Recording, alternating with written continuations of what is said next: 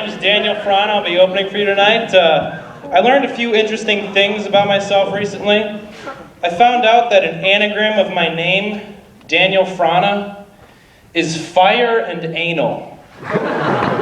Which I thought was interesting because one of those things is a big fear of mine, and the other one's just kind of a hobby. You know?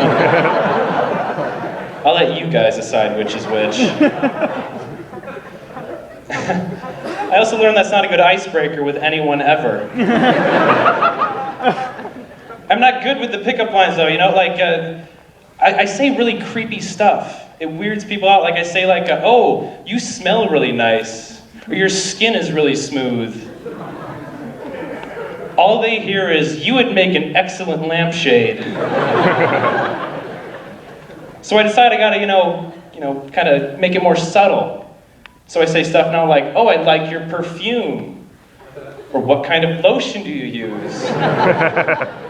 Or have you ever seen Silence of the Lambs? Yeah, I got out of a relationship. I knew it wasn't a good relationship because this girl I was with, we did that night, you know, that cute little couples thing where you write down a list of people where if you ran into them, you could have sex with them and there'd be no consequences. So on my list, it was like, you know, Jennifer Lawrence, like Jessica Alba, like John Hamm. Because I'm not gay, but I'm also not blind, you know what I'm saying? But then I looked at her list, and it was like the cashier at Walgreens, your brother, your sister. We broke up though because actually autocorrect broke us up because she texted me, she said, my roommate is being a total bitch right now, but lucky for me, I'm prettier than her. Which I thought was a really bitchy thing to say. So I texted her back, yeah, you are very pretty, but then autocorrect changed it to, yeah, you are very petty. Technically still true. But then she just texted me back. She said, haha, autocorrect fail. So then I texted her back, yeah, that was a mistake. But then autocorrect jumps in again and changes it to, no, you're a total fucking bitch.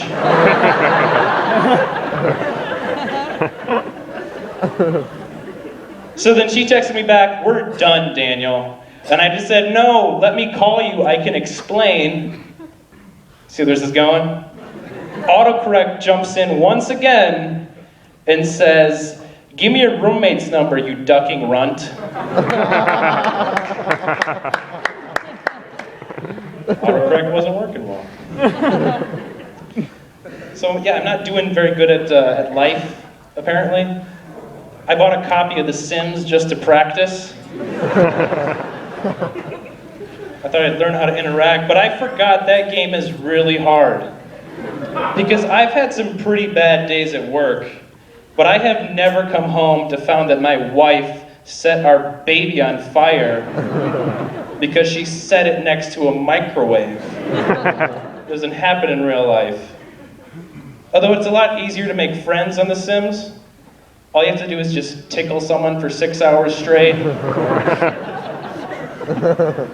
Yeah, that's not the way to start a heterosexual platonic relationship in real life. Trust me.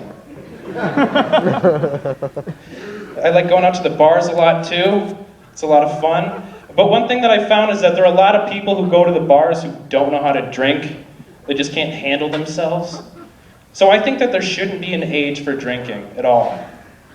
I think that you should have to go to a courthouse and get a license. Hear me out. I think that anyone, any age, you can just go to the courthouse. You can be a 5-year-old stumbling in with a bottle of vodka. Who cares?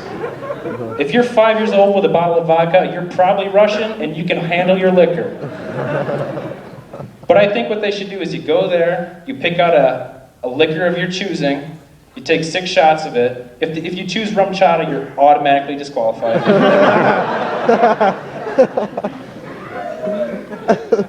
But you take those 6 shots, and after you take the 6 shots, they play Sweet Caroline, And if you yell, ba, ba, ba, you don't get your license. Sick of that shit.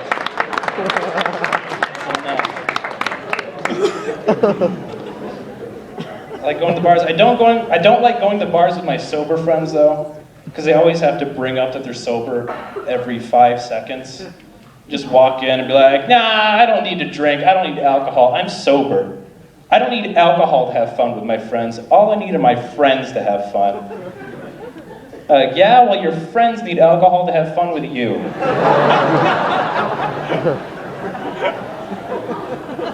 And they say stuff like, I don't like getting drunk. I just like watching people get drunk. It's so much fun. Well, I'm glad that my deep character flaw is a source of entertainment for you. I don't know if any other crippling addiction is a spectator sport as well.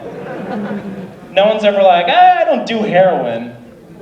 But I love watching people do heroin. I just love going to their house, watching them shoot up on a dirty mattress. Sometimes I'll try to get a game of Jenga going. But they're on heroin. I'm actually trying to give up some of my vices. I'm trying to, cut back on drugs and drink less. So I came up with this rule: I'm only going to do drugs that end in "-ine. Like nicotine, caffeine, and heroin. And I don't mean smack, guys. I mean that I only have sex with heroic women. Like Lolo Jones. Or Rosa Parks.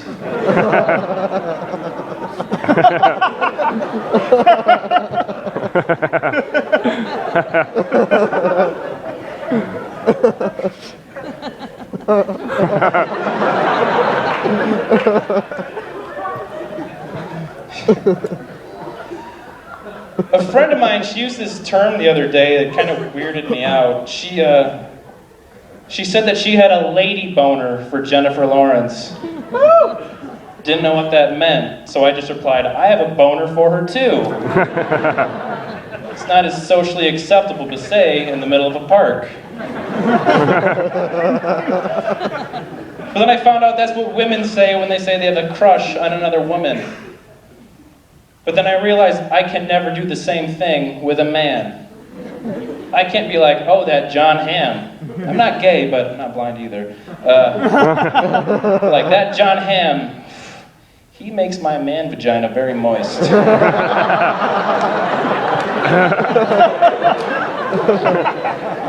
sounds 1,000 times worse.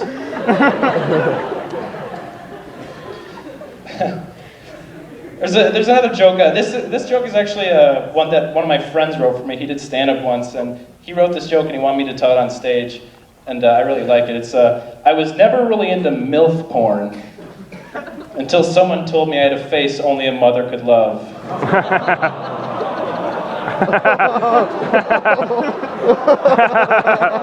There you go, John.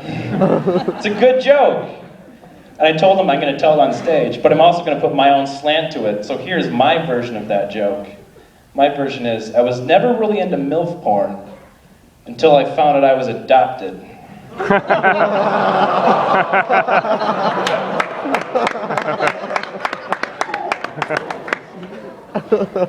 have another friend here. He just had a baby recently. Give it up for my friend out there in the audience.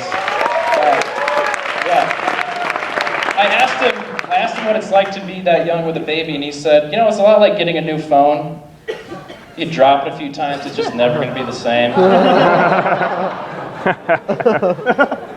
All right, I'm going to leave you guys with this joke. This joke is a true story that happened to me a few months ago when I was coming home from the bar. It was like 2 in the morning, and I was in a really good mood.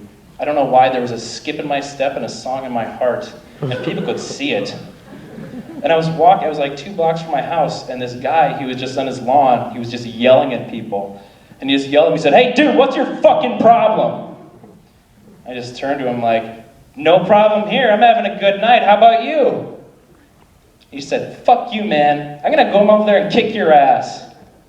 And I said, "No, I'd rather give you a hug, honestly." And he said, "No, fuck you." So he came over towards me. And he was just angry, he had his shirt off. His friend was trying to pull him back. And he just came up to me and he just hit me right in the face.